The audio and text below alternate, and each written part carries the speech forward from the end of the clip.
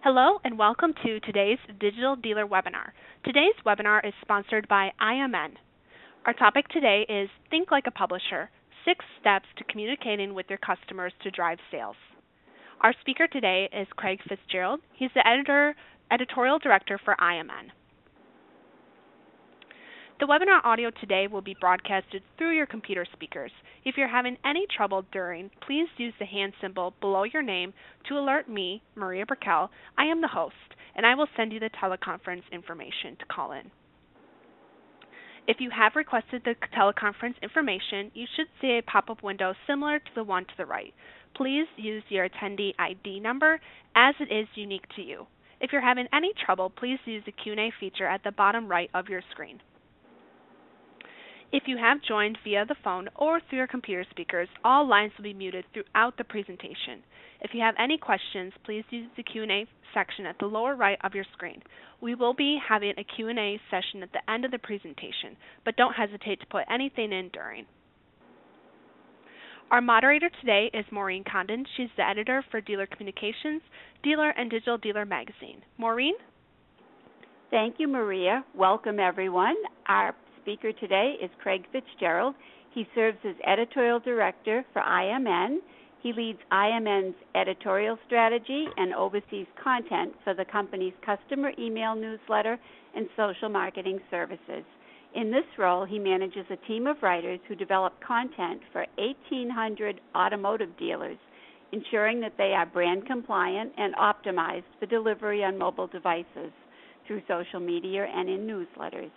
Additionally, Craig writes consumer news features and other feature materials for the Boston Globe, Concord Journal, and AAA Southern New England.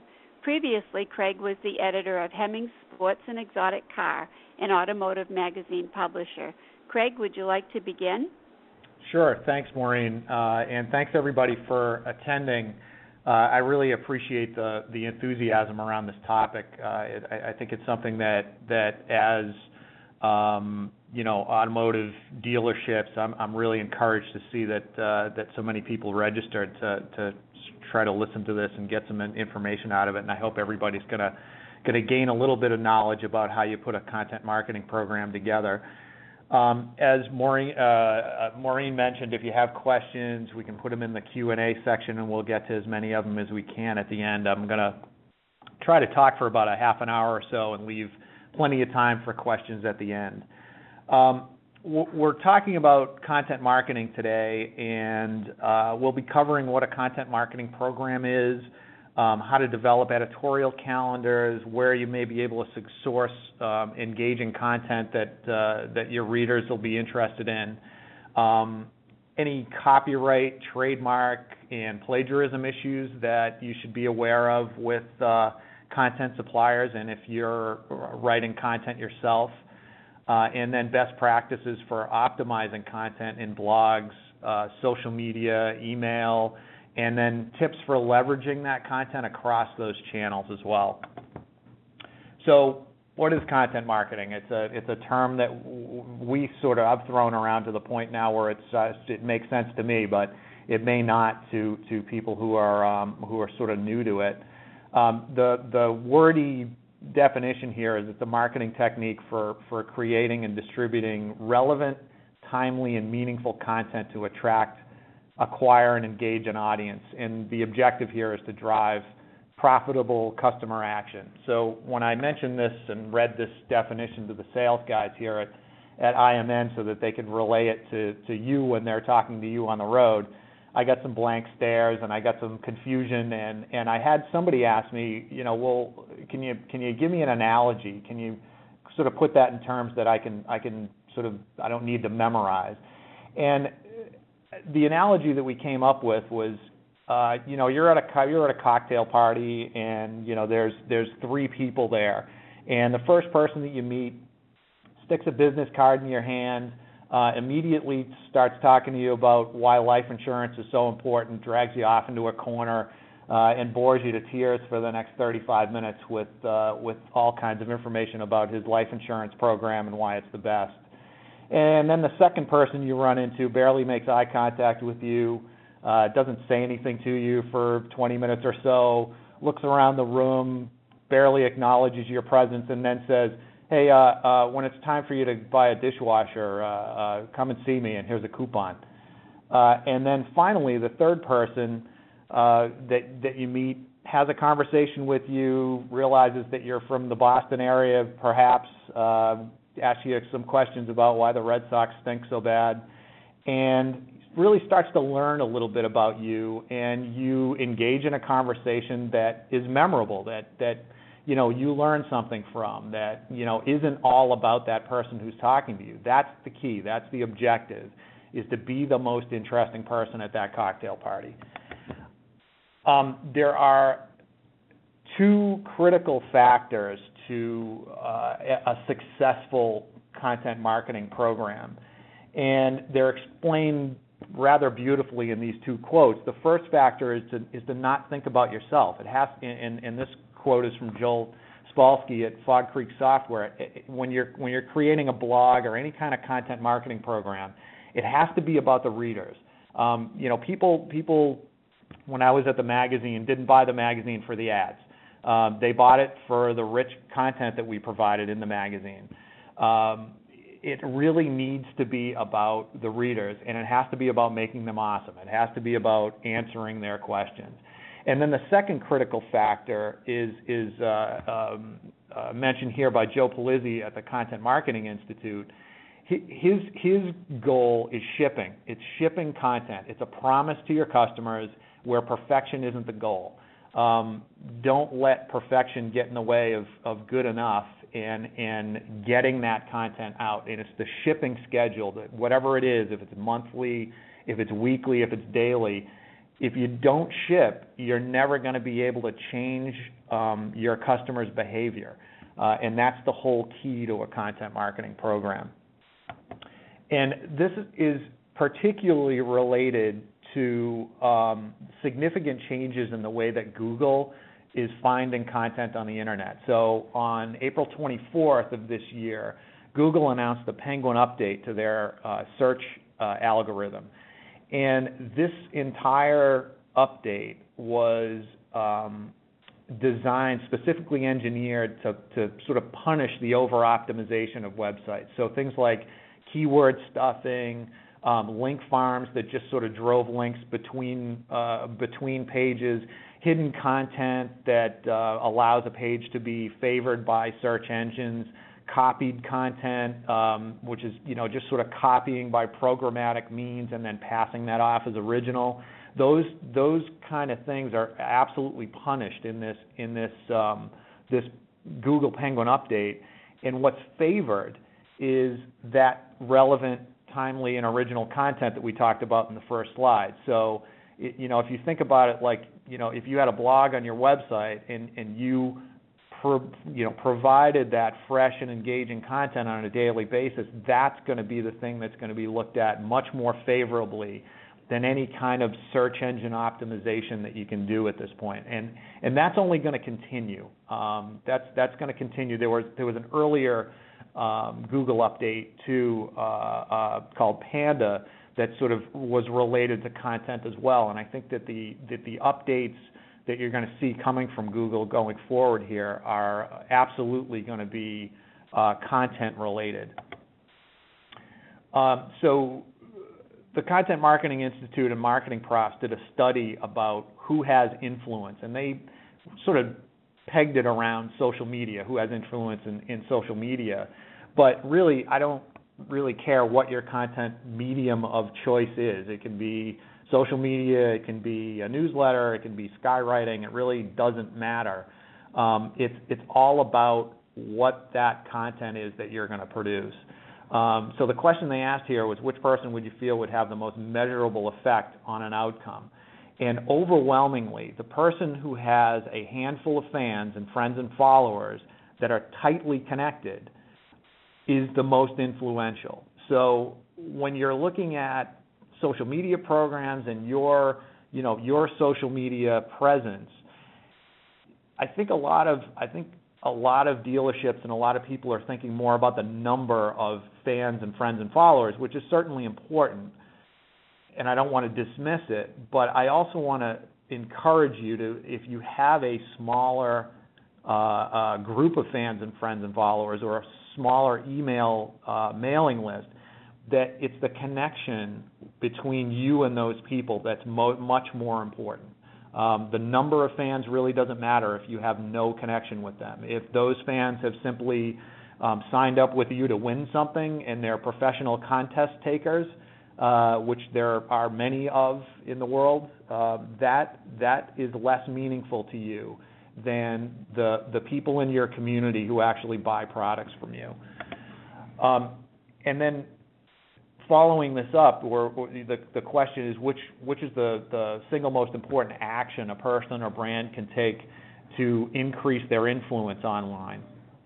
Overwhelmingly here, it's creating, posting, and sharing compelling content.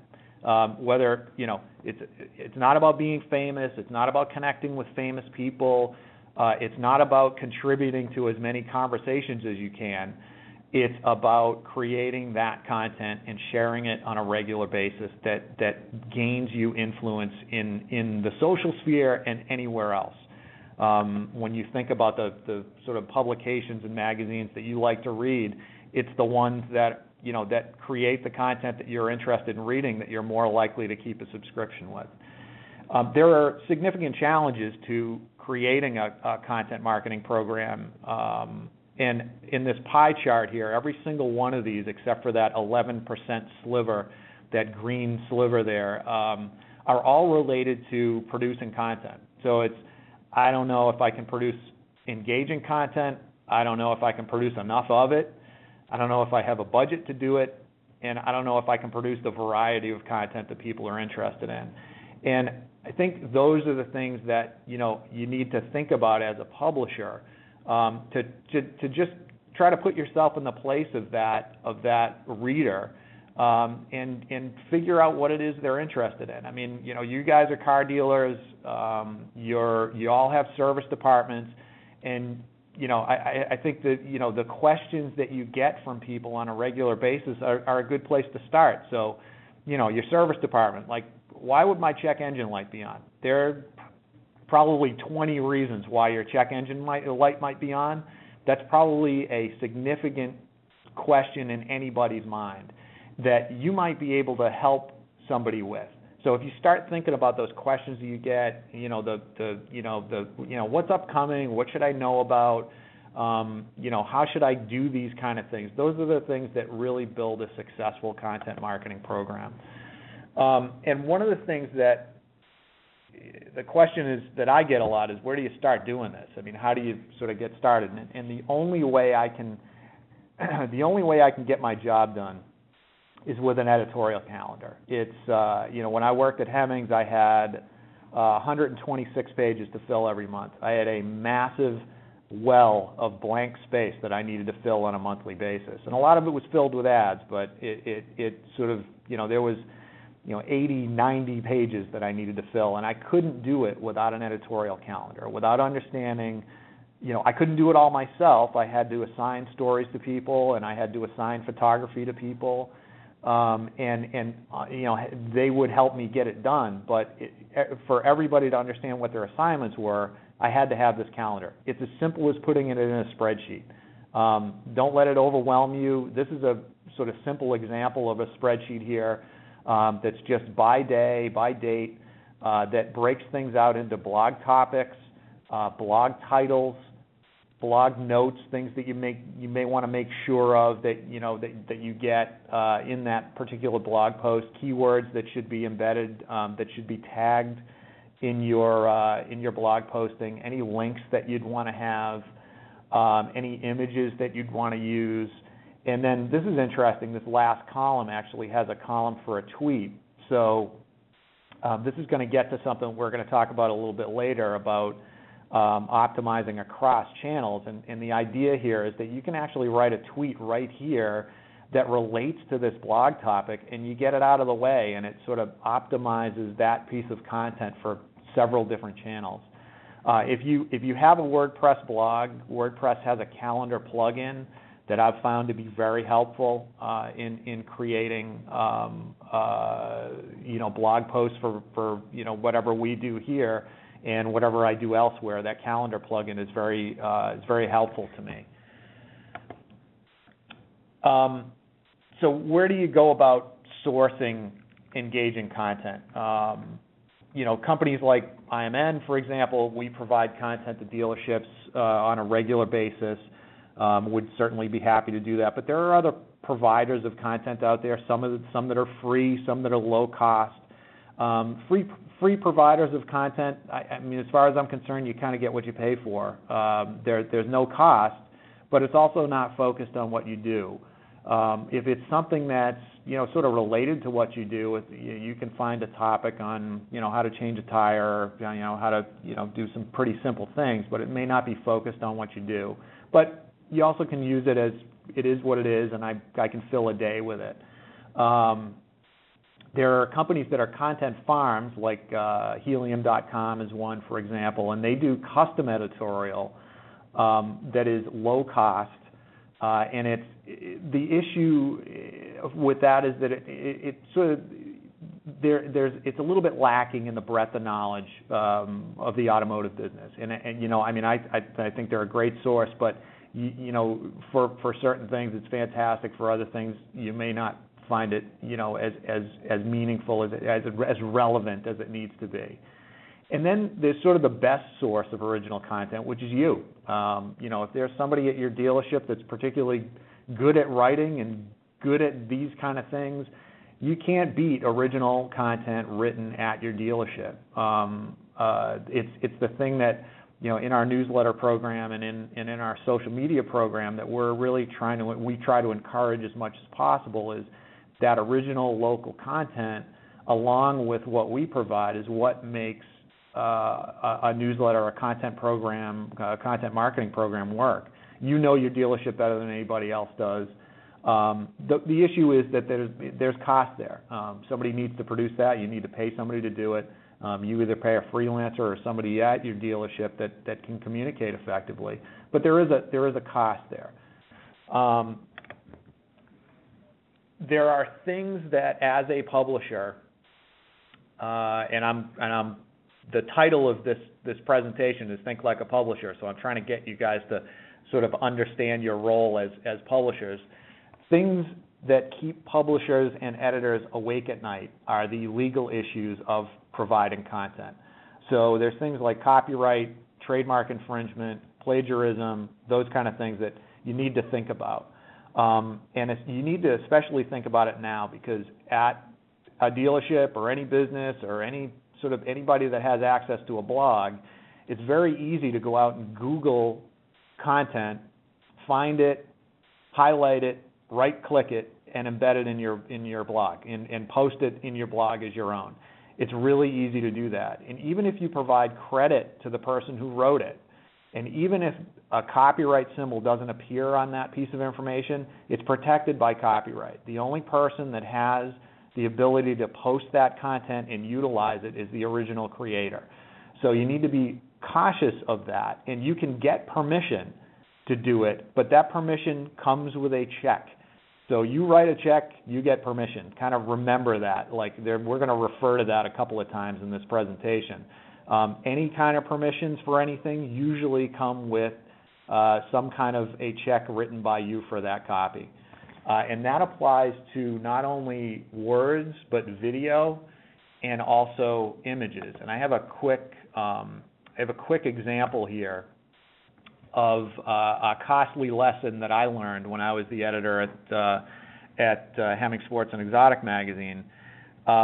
We had done a redesign of the magazine, and at the time we sort of built the magazine into these sections that had banners at the top of the section of the magazine. And this particular section was where we actually had readers send their pictures in, and we posted, we had a little story about them that we wrote. And it's actually not the main picture that you see. It's that little picture of that garage door that green arrow is pointing to. That picture, I had assumed that my art director had secured rights for. He did not, and that picture ended up costing me about $5,000. The photographer that produced that picture somehow got in touch with us through their attorney, sent us a registered letter, and we ended up, our legal department looked at it and was like, you guys didn't pay for the rights up front, and whatever her day rate is for photography is what you're going to pay for that. $5,000 to me represented about 10 full photo shoots in the magazine. So you got to think about how much that's worth to you, and it's just something that you need to be aware of, and it's something that you need to trust your content provider, and you need to trust the people that are putting content together for you as part of your content marketing program. Plagiarism too, same kind of issue. Plagiarism is essentially just taking something and passing it off as your own. We've seen it quite a bit where somebody finds an article that they like, they'll copy and paste it and pass it off as something that they wrote. It's absolutely something that can get you into trouble, especially if the copyright holder finds out about it. You'll be contacted by an attorney. Fair use, I hesitate to even mention fair use, but the question comes up a lot because people seem to understand a little bit about it. Fair use is a really complex legal sort of copyright regulation that allows for use of materials. I'm going to give you an example. So you're at your dealership, and it's mostly for educational purposes. So if you're at your dealership and you're running a seminar in your dealership on how a certain feature works, and you've seen an explanation of how that feature works in a magazine somewhere that really explains it quite well, you are probably within fair use restriction guidelines by photocopying that piece of information and handing it out to the attendees as a means of educating them on how that feature works. What you cannot do is simply reproduce that on your website or reproduce that in your blog without the proper credit. So that is not fair use. So when it becomes a commercial purpose, you don't have the right to use that particular piece of copy. So it's something to really sort of avoid. Don't rely on it. Don't even really think about it, unless it's something of an educational nature. You'll definitely steer quite clear of that if you kind of remember that guideline. This is the big one. Trademark infringement is the big one. We see sports teams all the time, dealerships using their logos, and some dealerships have permission to do that through the franchise. Some do not and use them anyways as a means of sort of pointing out sports schedules and scores and that kind of thing, using logos for that purpose. If you watch baseball on television, at the very beginning of the game, every single game that I've ever seen on television, there's a lengthy copyright or a lengthy trademark statement that the announcer reads that usually ends with something like, without express permission of the league, you can't use any of this broadcast. Well, if you go to their website, if you go to the team's website or the league's website or any of the sanctioning bodies, those trademark statements are often pages long. And the use of the name of the team, the use of names of people on the team are specifically prevented without express written permission from the league. You get that express written permission from the league by writing a check. So that sort of gets back to it's the same kind of thing as the using copy from somewhere else. It's exactly the same issue. So be aware that use of sports teams, use of games, events like Final Four, Super Bowl, Olympics coming up, those things are all significantly protected. So whoever the OEM that you work with may have permission to use it in certain forms of advertising that they've supplied to you, but be very careful. There are ways around it that by referring to things or quoting things or linking to items without using the name Final Four or without using the name. That's why you see sort of like, a Rent-A-Center, before every Super Bowl usually says, get your television for the big game. They say big game because they can't use Super Bowl. Similarly, Consumer Reports has a very, very strict no commercial use policy. So any copy that you see that is going to be on your website or is going to be in your blog or your emails or anything like that that references Consumer Reports, question who is providing that content, because the Consumer Reports their lawyers are very busy sending businesses emails and letters about using the name, using the ratings, using any information about a product. There's absolutely no commercial use for that material. So be aware of that.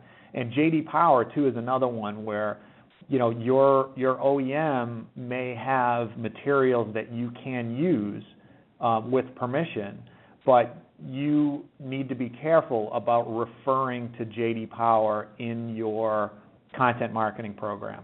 It's just something to be aware of. It's something that we're aware of at IMN.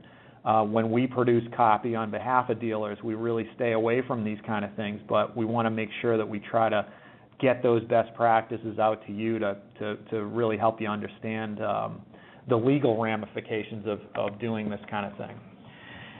So let's talk a little bit about optimizing content by channel. And what I like to do is start with the longest piece of copy that you might produce. So it could be a blog or it could be something in your e-newsletter that is typically, it's a longer article. It might be 4 or 5 paragraphs or a little bit longer than that. And that kind of you should think of that as the anchor for whatever copy you produce. So maybe your service department has 5 tips for, making your brakes last longer or whatever it is. And you can use that blog post, which allows for, a little bit longer article and more design control and use of larger photographs. You can use that as the anchor for a whole program of things that you could get out. So for example, you might want to take one of those paragraphs and reutilize it in a Facebook post. So, hey, did you know that X, right? So you use one piece of that as a Facebook post. Facebook is really good for sharing photos. Usually there's a 420 character max in the status update. So you want to kind of utilize that to your best ability. Long things tend not to get read.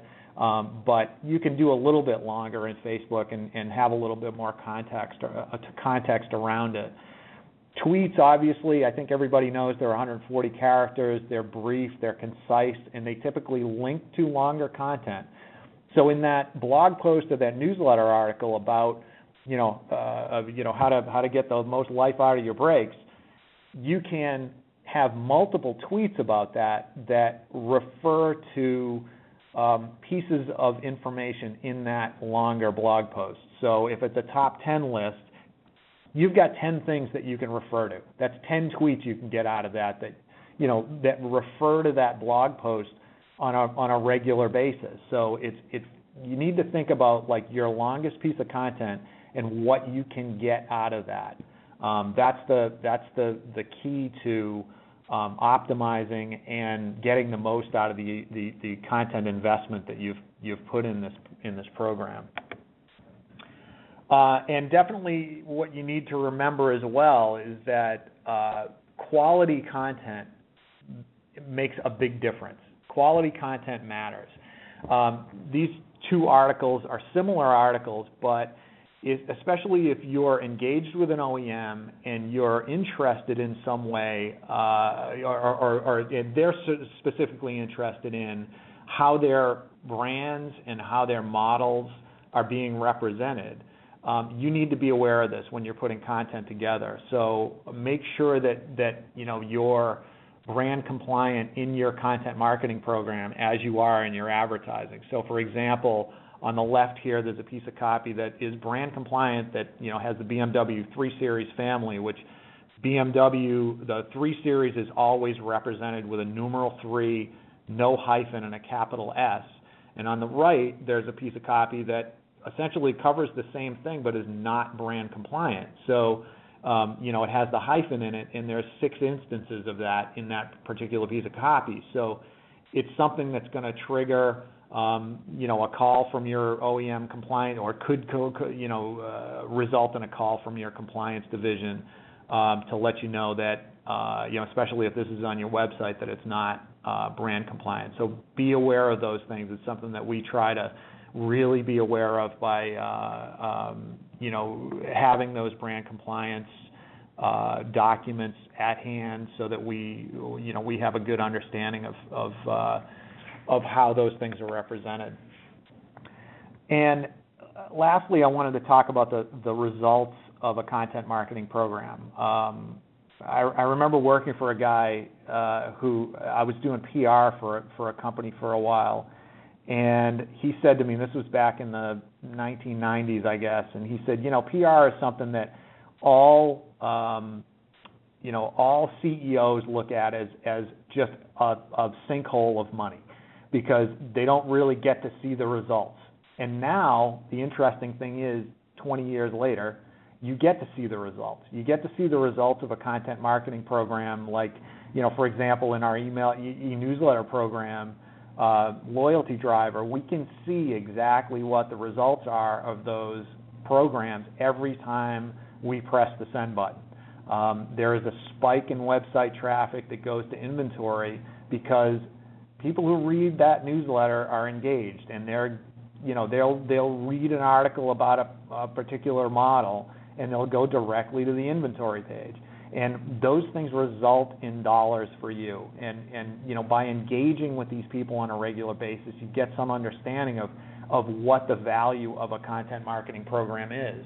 And we've done a similar thing with a service we call Social Driver that has we've been developing content on a daily basis for a number of dealers, and we see exactly the same kind of results, not only in building likes and building fans and followers, but in increasing the engagement in that audience. So these are people that are now sharing this content, they're commenting on it, they're sort of appreciating it and utilizing it to their best abilities.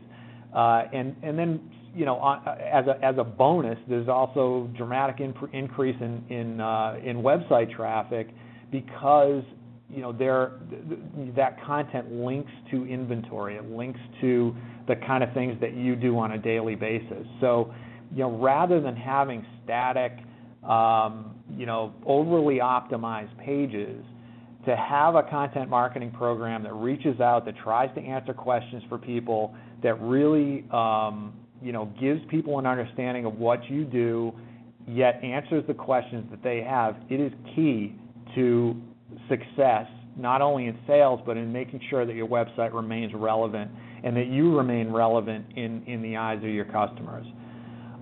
So that's about what I've got for my formal presentation here, and I'd like to open it up to questions if we have any here. Okay, thank you. The first question we have here is from Stephanie White, and it says, "What do you mean by self-contained for Facebook posts?" A self-contained Facebook post is basically what's in the status update.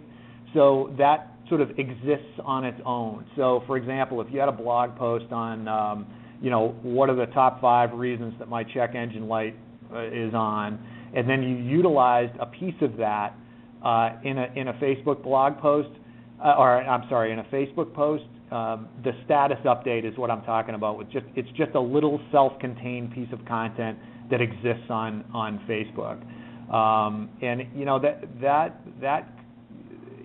what we found successful too is to then link that back to the blog post. So you've got a Facebook update that engages somebody on a daily basis. They're probably not going to your blog every day. You're doing your blog for a different reason, mainly to kind of keep that content fresh on a regular basis. But the Facebook update is an opportunity to get in front of somebody every single day. You're just in their news feed, And by sort of refreshing that on a daily basis with some little piece of content that then refers back to a blog, it's just a successful way to engage people. Thanks, Craig. We have another question here from Samantha Loomis. She says, I was trying to link our inventory to Facebook. How do you do that? I think the best way to do that is literally find the page that your inventory is on. So if it's one particular car, for example, say it's a 2012 Camaro that you want to highlight that particular week, I'd simply find go to the URL for that particular page. You can copy and paste that URL, and you can copy that URL, then go to your Facebook page and simply paste it right in the status update. And then what Facebook does is kind of automatically builds a link for that. The most effective way to do it is to actually have your inventory have a share feature.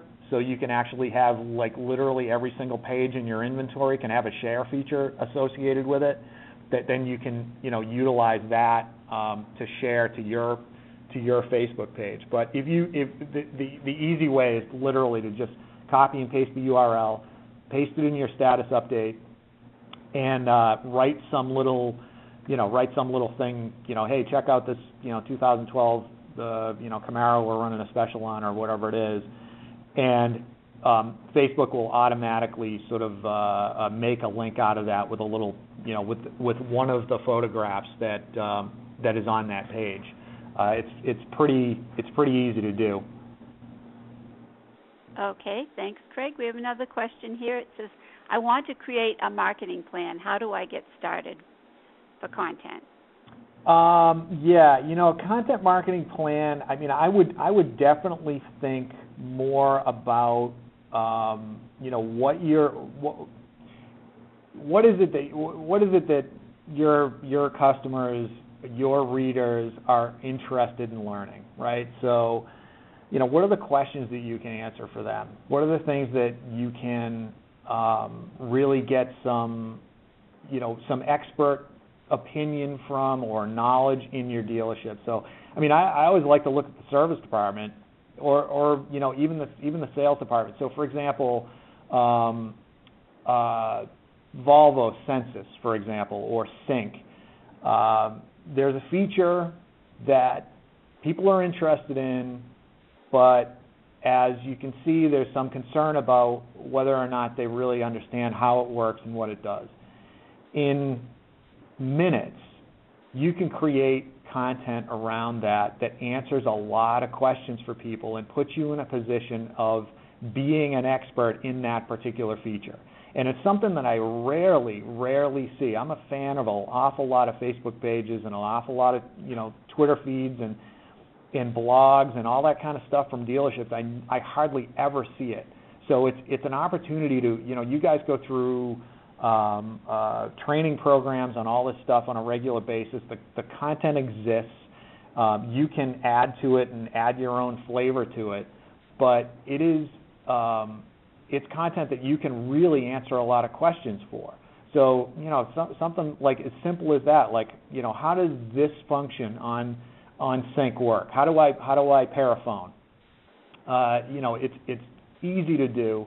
It sort of gets content together. So really start thinking about those things, and then start using that editorial calendar, and start building those things into an editorial calendar. Like if I took 5 cars and figured out 5 features on each one of them that I wanted to explain to people that I get questions on all the time, can we create some kind of a content marketing program around that?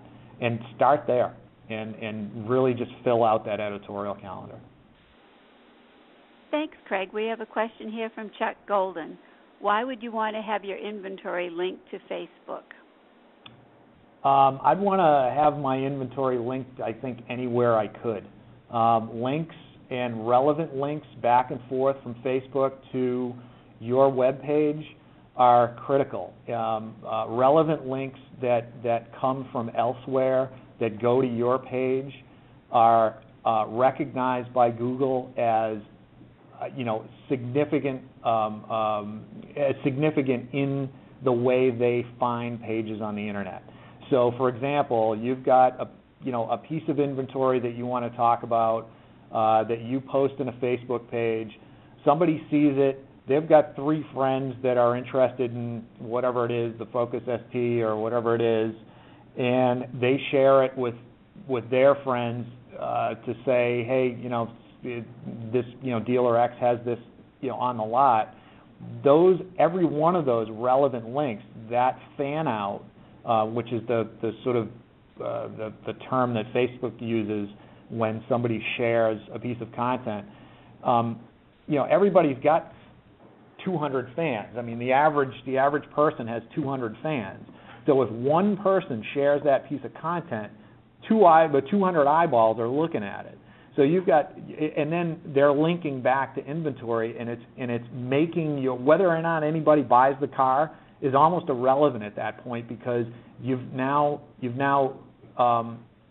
built some reputation around your website as A, we're getting links from Facebook, and B, we're linking, we're getting traffic in an organic manner rather than buying a keyword or buying an AdWord or something like that. It drives your organic search result.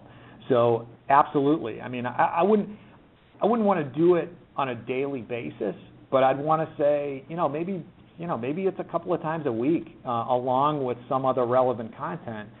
If you posted your inventory, one piece of inventory up there that you wanted to feature, absolutely relevant. I would absolutely want to encourage people to do that. Thanks, Craig. We have a question here from Laurie Bozek. When you were talking about being careful when referring to J.D. Power, for instance, does that mean you can't copy an article that appeared on Car and Driver and give them credit as author?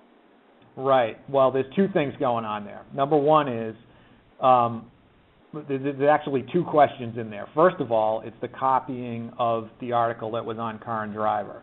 So you can't copy it and give credit. That won't work. What you need, what a great way to do this, and it's actually an advantage to you, is to write something about that, like, hey, whatever little piece of copy you want to write about that particular model, and then, geez, Car and Driver just came out with this great article about this particular thing, and then link to it. So if you link to that from your blog, you have increased your website's reputation because you're linked to another website that has a high Google PageRank. And I encourage you to sort of learn as much as you can about Google PageRank and how things get found. So, you're linking to a website that has a tremendous Google PageRank. That, in turn, increases your ability to get found on the Internet. Similarly, if you have a Facebook page, and say Car and Driver writes something really cool about whatever car it is you're interested in, you can, as a business, comment on Car and Driver's Facebook page. So if they reference that article, for example, you can comment on that and say, oh, this is a great article, really love to see that. You can also, as a business, follow Car and Driver on Twitter. So all of these things, like, they're little things that mean a lot. Like, they don't mean a lot in, like, ones and twos, but if it becomes a practice in your content marketing program that, hey, we're going to link out to a great article that we found on Car and Driver, and what you can do is actually quote that article. You can take a little piece of it that you think is particularly relevant, and you can say, hey, here's what they said about this. Here's a link to the article. That is significantly better than just copying and pasting the article and putting it on your web page. Not only because of the link, but because it's going to prevent you from having any copyright issues. So, definitely do that. That practice is, I would highly encourage you to do that rather than than copying and pasting anything. The J.D. Power thing is a different question. You just need to be very careful. You need to understand what the regulations are around mentioning J.D. Power and their awards, their initial quality studies. Those things are, if you go to their website, they have a really strong trademark statement in there. I think it might be in terms and conditions on their website. You can definitely find that trademark statement and read it carefully and understand what the regulations are. I'm not saying that every time you do it that J.D. Power is going to catch up to you, but if you do it a lot, they're going to catch up with you. And you know, the first time, I think, you know, Consumer Reports is the same way. The first time it happens, you know, it's a friendly letter saying, hey, you may not be aware of this, but if it happens on a regular basis, they're gonna catch up with you. So just be aware of it.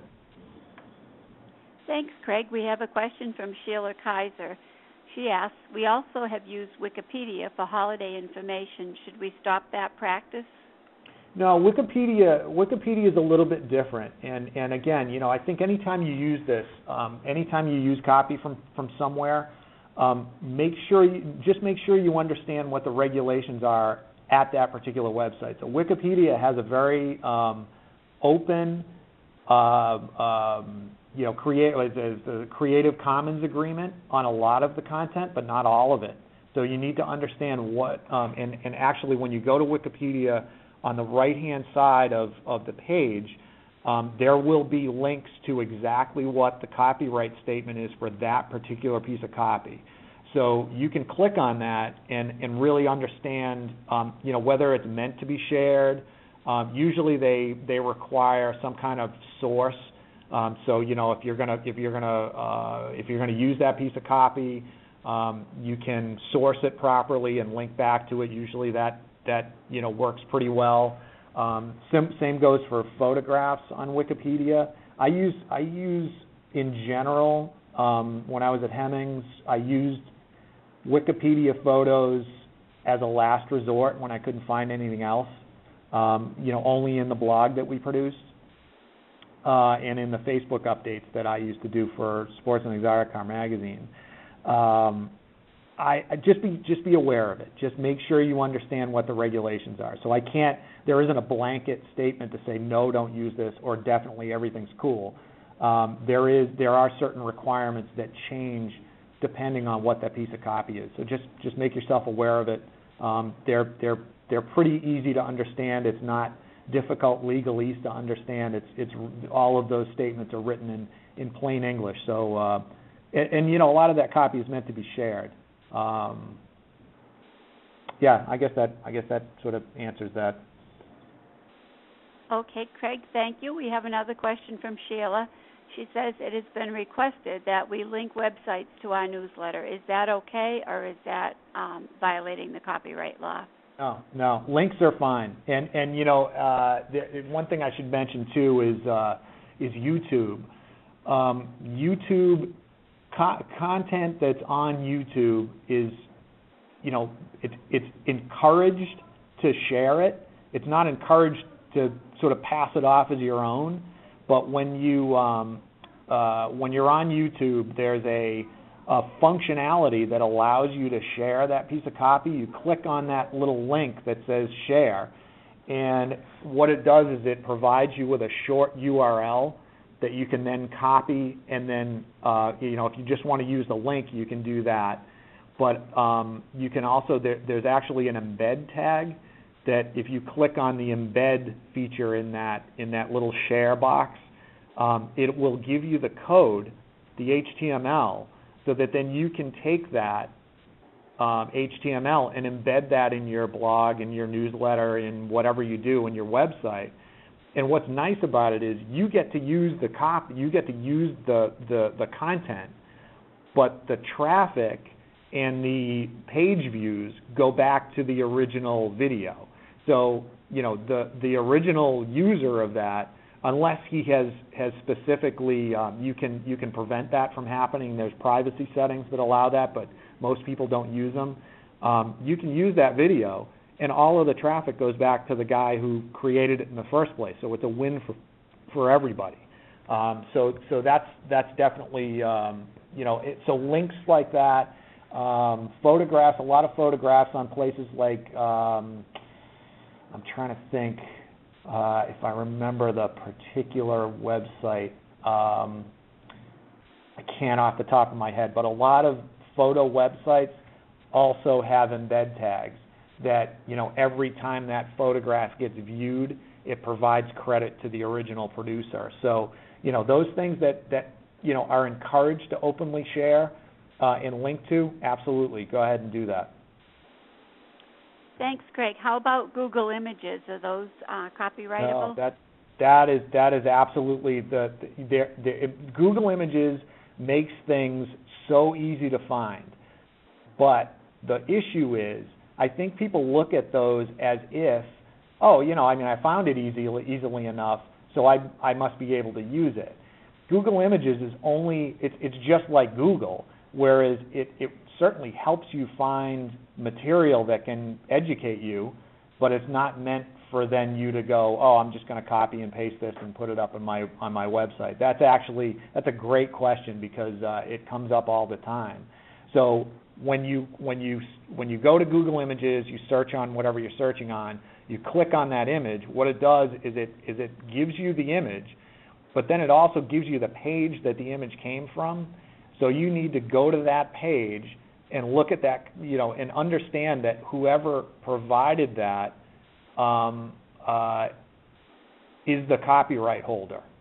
So I, from time to time, when I was at Hemmings specifically, would use images that I found on Google Images that were like, and that was an old car publication. So I used to use like a lot of old patent drawings and those kind of things, but I would find out where it came from, I would provide them proper attribution, and then ask for permission to use that particular piece of copy before I used it. So, don't use Google Image Search as if it's, an open source of photos for you. What is an open source is you can use like iStock Photo or who's the other one? Getty Images. Any of these photo sources. So if you're looking to illustrate a blog post, for example, with an image of a brake rotor, and that particular image that I showed you before, that brake rotor on that blog post, that was an iStock photo image. And they're super cheap to use. They're less than $4 to use an image. You just set up an account and you buy the photo. You get permission to use it anywhere you want, and you can use it multiple times too. So I definitely encourage you, if you're going to use images a lot, that you utilize something like that, or take pictures yourself. If you're doing a blog post about a brake rotor, go out in the service bay and snap a picture of one, and then it's yours, and you can do anything you want with it. Thanks, Craig. We have a question here from Jonathan Slattery. He asks, what is the best way to manage sharing content for an auto group via all these various channels? User and access management have become a nightmare the more dealerships you have, and we have 9+ the overall group brand. So how do you manage that? How do you keep it interesting across so many channels? Yeah, it's a challenge, and it's a challenge for anybody. I think one of the things to keep in mind is that, and it's something that we see on in our newsletter program, for example, where we have two dealerships that are 25 miles away from each other that both sell the same product. The concern is, hey, sometimes you guys provide copy that is exactly the same for my dealership as the guy down the street. And you notice it because you're subscribed to both newsletters and you open both newsletters. The actual crossover of people who see it, very small. It's very small. And the number of those people who then actually go and open it and read it are smaller still. So the chances of, large numbers of people seeing the same piece of content, it's pretty small. It's actually pretty small. So one of the things that I would encourage you to do is learn more about the broadcast feature that's that's in. So, for example, if we're talking about your blog, learn more about the broadcast feature and know how that feature allows you to provide one piece of content and then deliver that to many different places, or provide a piece of content specific to that one dealership and then broadcast it only to that one dealership. So then that way you've got a content management system that is housed in one place that you can have multiple users contributing to. So, for example, we have our marketing department puts together a blog, and we have multiple users that contribute to that, but we only have a few people that are able to distribute it. So it keeps things in a central location. It keeps content in a place that's housed in a place that you can find it, and then it only gives the keys to the kingdom to a handful of people.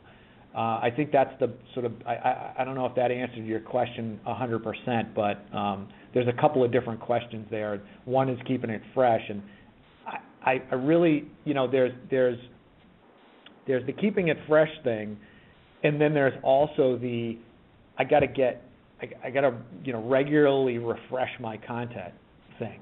So you look at the example I like to use is national car magazines, right? This Car and Driver, Road and Track, Automobile, and Motor Trend, right? So there's 4 magazines. Every single one of them have the same car on the cover every month.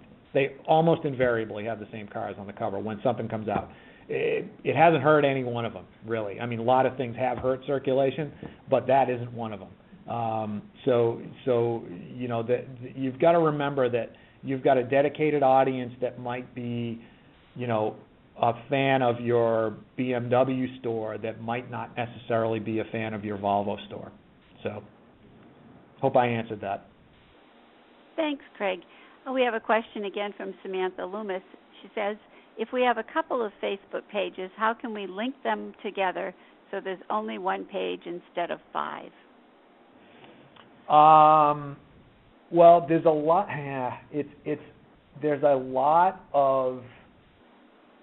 There are significant challenges. Let me put it that way. In once you've created a page, then transferring that audience over to another page. So, for example, you've got a dealership, and you've got, the sort of dealership generally has its Facebook page. The service department has one. The body shop has one. You've got 5 pages coming out of the same rooftop. You've really got to kind of wrangle that a little bit, unless there's a specific reason that you want your service department to have its own page. There are reasons to do so, but I think what happens is, Facebook makes it so easy to create a page that, somebody who's working in the service department just fires one up and, starts posting away for a little while, and then, the traffic kind of goes away. What I'd encourage you to do, and it's been painful for there are a couple of things like transferring from, a lot of businesses started out with personal pages and then needed to there are reasons to actually have a business page, and when they transferred, they lost some audience. It's difficult to do. So what you need to do is kind of communicate with the people that are fans of those pages and say, look, a month out, we're gonna close this page down. And I'd find the page that had the most readership and sort of work with that as your core page, and then sort of do your best to transfer those people over. But it's a challenge to do so, and it may not be worth it for you to do so. Okay, Craig, thank you. We have a question here from Carolina Shirley. She says, do you think a setup fee of $2,000 and a $750 a month fee is a good price for someone to handle your blog, Facebook, Google Places, YouTube, all review sites, responding back to reviews, and making sure you have an updated page? Yeah, I mean, I think it's very difficult for me to answer that question without, as a friend of mine once said, you can't give a haircut over the phone, without sort of understanding exactly, what that entails. sort of impossible for me to really give an educated answer on that. And I think you need to sort of experience what it is that that you're going to get. It's really tough for me to answer that. Okay, a comment here from Ray Whitlow. He says, look at our pages. We're very engaging. We don't push products or sales, but we do get sales from it. And he gave his page as www.facebook.com/Steve Ray Manchevy. Yeah, and S-T-E-V-E. Yeah. That's great. And I'm glad you sort of put the name out there, because there are a couple of things in Facebook that you should be aware of, and once you reach a certain number of fans on your page, you can get a custom URL for free. So it's facebook.com/whatever your dealership name is, and then there's also the thing that you need to be aware of is the switch to timeline, which I'm sure most people know about, that happened in March, where Facebook mandated that every business was going to switch to the timeline format, and I'm still seeing a lot of dealers, surprisingly, that have not updated to the timeline page, which allows a much bigger image at the top, and there are some requirements around that and regulations around that image. So you can't, things like you can't have your phone number in it, you can't have your website in it. There's very little information that you can actually put in that particular image. So, you need to put that over in the info section.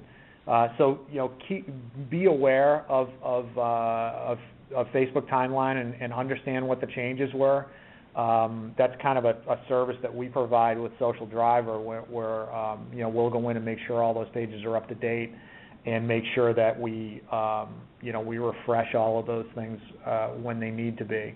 Facebook is notorious for changing horses midstream.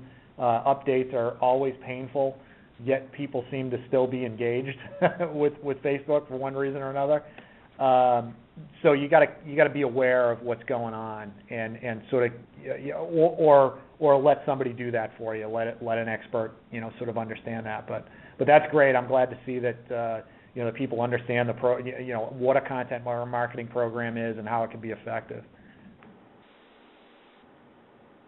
Thanks, Craig. I think, Maria, you have a question from a Yes, we have a question in from Lisa. She asks, is there a best practice you could recommend for generating an opt-in email list for a newsletter? What is the minimum number of opt-in participants you recommend having before investing resources in an email newsletter? I think we sort of hover around, I don't hold me to this, but I think we sort of hover around, 1,000 emails. But it's all dependent on how big your audience is, your market is. So, somebody in Montana that has 1,000 email addresses is probably doing pretty well. Somebody in the Boston area who has 1,000 email addresses probably needs to invest more in gaining the number of emails. So, there are a lot of things that you can do to encourage those opt-ins, which especially now with QR codes. If you have somebody who's in the shop to for service or something like that, you can generate a QR code that says subscribe to our newsletter. It's a little tent card that goes right next to the cash register, and you can with a smartphone you can get signed up immediately. So there are many ways from really old school to high tech to really kind of build your email list. But it is very dependent on how big your market is. Thanks, Craig. We have one more question here from Samantha Loomis. It says, how do we personalize and create a favorite app for Facebook? There are a number of ways to do that. It's kind of without sort of being there and understanding more about exactly what you're trying to do. it's a little tricky to sort of get into the mechanics of it. But Facebook actually has their business page user section of the help section is amazingly helpful for creating favorite apps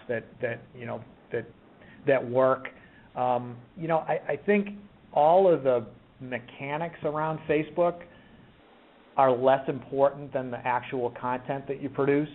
So, I would if you're gonna spend any time on anything, and if you're not already, I think it's the content that you want to focus on, and deal with the apps as you sort of come up with them. But it's definitely the content that's going to be the win for you. I haven't seen anybody that's really, I haven't seen anything that's really knocked anybody's socks off as far as apps go, that they haven't been able to gain with relevant, meaningful content. Thanks, Craig, for a great presentation. We really appreciate it. That wraps up our questions. And we'd like to ask our participants to complete a short survey that will be delivered to you after you exit the webinar. And if you have any additional questions or you would like a hard copy or recording of today's presentation, please email Maria Burkell, that's mburkell@dealer-communications.com. And please stay tuned for upcoming Digital Dealer webinars. Our next webinar will be Twitter Marketing 2012, Best Practices for Your Blog, How to Increase Your Reach on Twitter, plus How to Create Influence and Win with Your Dealership Blog. Our speaker will be Kathy Cruz, founder and CEO of Cruise Control, Inc. That'll be next Thursday, July 19th at 11:30 Eastern Time, 8:30 Pacific Time. And we also invite you to stay tuned for the 13th Digital Dealer Conference and Exposition. That will be on October from 23rd to the 25th. The location is the Mirage Resort and Casino in Las Vegas, Nevada. And right now, dealership registration is open. You can learn more about the conference and register at www.digitaldealerconference.com. We hope to see you all there. And again, thanks, Craig, for just a great presentation. We really appreciate it. And thank you, everyone, for participating. You're welcome. Thank you, everyone. This concludes our webinar. Have a great day.